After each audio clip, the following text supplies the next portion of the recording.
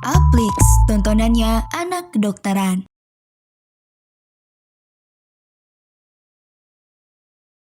Halo teman Apmeds, kembali lagi bareng aku, Kak Adel.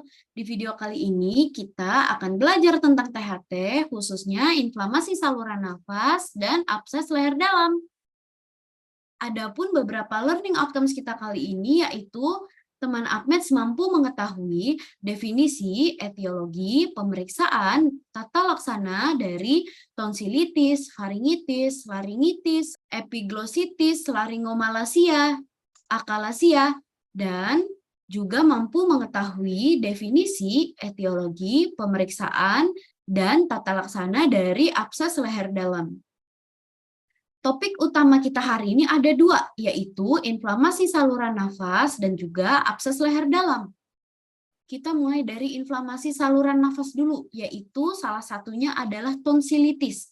Tonsilitis ini dibagi menjadi akut, yang disebabkan oleh virus dan juga bakteri. Kemudian selain dari akut, dia juga ada tipe yang rekuren akut dan juga kronis. Nah, untuk yang jamur itu bisa disebabkan oleh Candida albicans. Kemudian untuk yang rekuren akut itu bisa disebabkan karena operasi. Nah, itu dibagi lagi menjadi beberapa episode. Ada yang 7 episode atau lebih dalam 1 tahun, ada 5 episode dalam 2 tahun, dan 3 episode dalam 3 tahun. Kita mulai dari tonsilitis virus dulu. Biasanya gejalanya itu adalah demam, nyeri menelan, sakit tenggorokan, orofaring hiperemi, dan tanpa eksudat. Biasanya dia membrannya dapat diangkat tanpa bleeding. Kalau tonsilitis jamur, dia terdapat oral thrush. Ini biasanya terjadi pada orang-orang yang imunokompromis atau orang-orang yang imunnya kurang bagus. Contohnya siapa? Seperti orang-orang yang menderita penyakit diabetes mellitus, HIV, AIDS, atau yang hygiene-nya buruk, dan lain-lain. Biasanya dia akan tampak white cottage cheese-like. Jadi dia plak berwarna putih yang berdarah bila diangkat. Lanjut ke tonsilitis difteri, gejala klinisnya biasanya demam subfebris, ada nyeri kepala, nadi lambat, serta keluhan nyeri menelan. Biasanya tonsil itu membengkak, dia ditutupi dengan bercak putih kotor yang sulit diangkat. Dia mudah berdarah dan ada tampak bull neck. Ini adalah khas dari tonsilitis difteri. Biasanya diberikan terapi antidifteri serum 20.000 sampai 100.000 unit.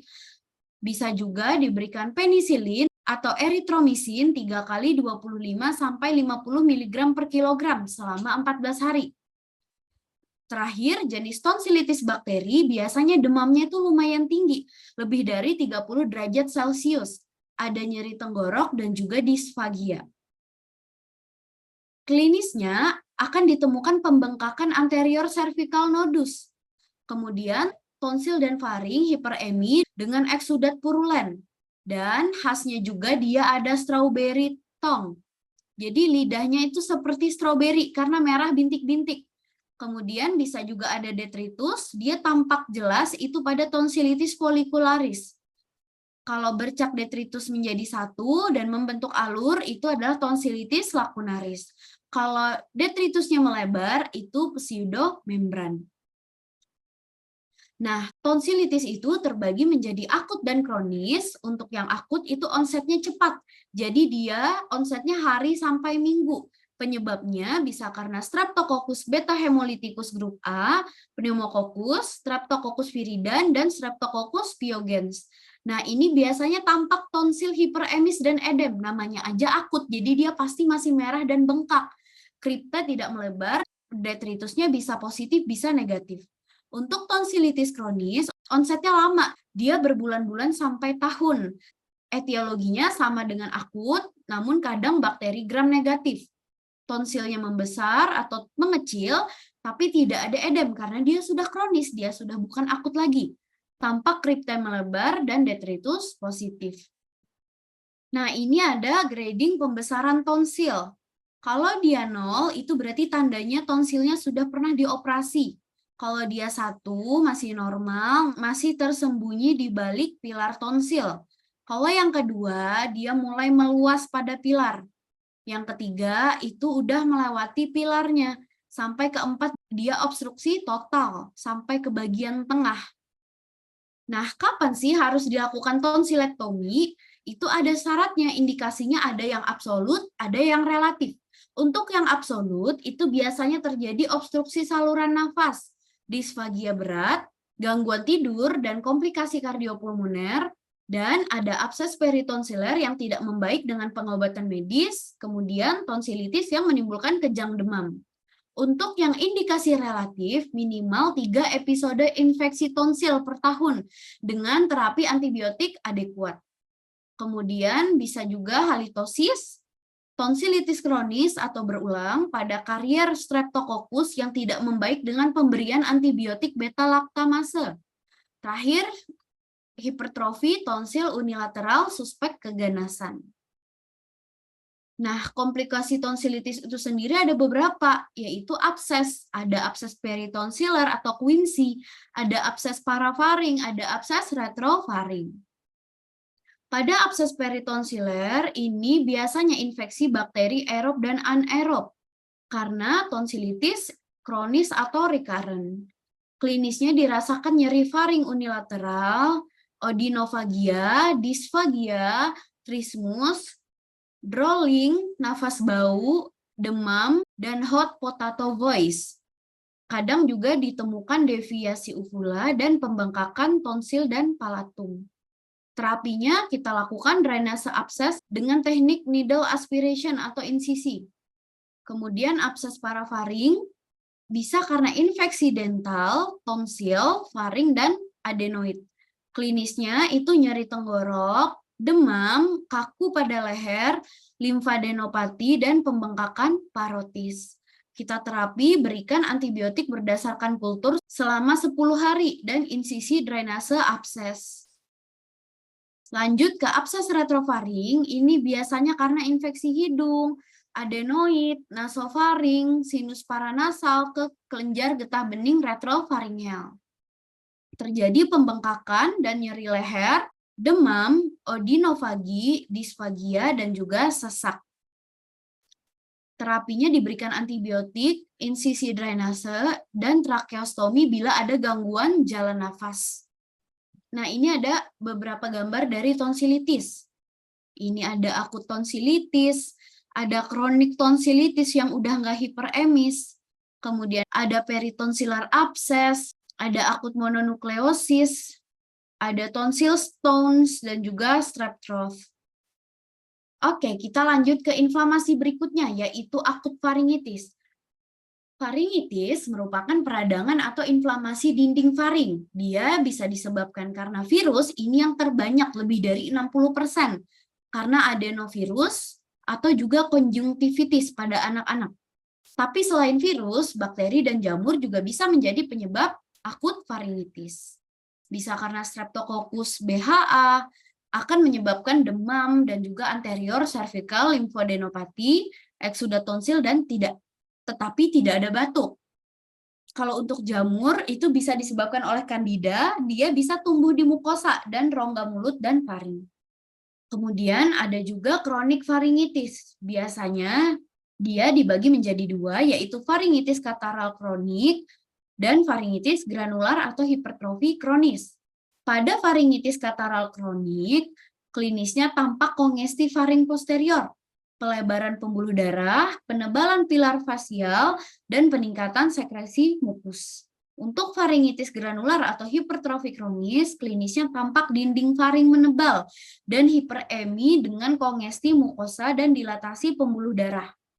Nodul dan merah, uvula memanjang dan merah. Nah, ini perbedaan dari faringitis virus, bakterial, dan fungal.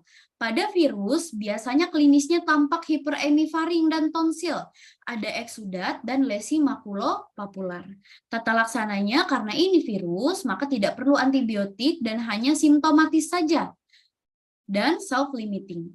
Kemudian, faringitis bakterial, dia akan tampak hipertrofi dan hiperemis pada faring dan tonsil, ada eksudat di permukaan, peteki di palatum, dan pembesaran KGB lokal. Terapinya bisa diberikan amoksisilin 50 mg per kilogram berat badan dibagi 3 selama 10 hari. Kemudian eritromisin 4 kali 500 mg per hari. Lanjut ke faringitis fungal, biasanya dia tampak plak berwarna keputihan di orofaring dan bagian lidah.